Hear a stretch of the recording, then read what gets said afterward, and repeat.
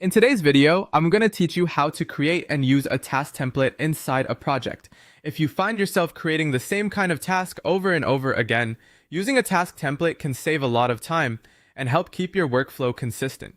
Instead of manually entering the same details each time, you can build a reusable template once and then apply it whenever you need it. To get started, open the project where you want to create the template. Inside that project, look for the Add Task button.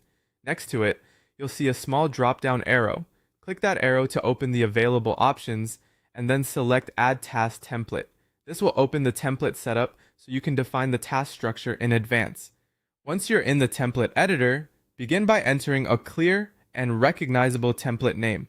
Choose a name that makes it easy to identify the purpose of the template later, especially if you plan to create several of them. After that, set the default assignee. This is useful when the same person is usually responsible for that type of task because it helps automate assignment and reduces manual work. Next, configure the relative due dates. Relative due dates allow the task deadlines to adjust automatically based on when the template is used, which is especially helpful for recurring processes or repeatable project steps.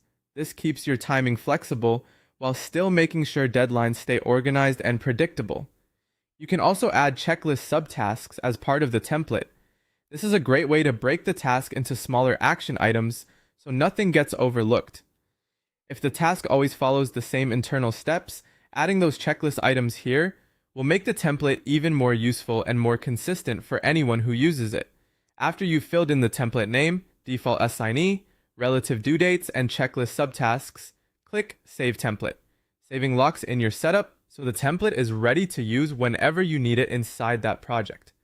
To use the template, go back to the Add Task area and click the arrow next to Add Task again. This time, you'll see your newly created template listed as an option. Select it, and the task will be generated using the settings you configured. That's it.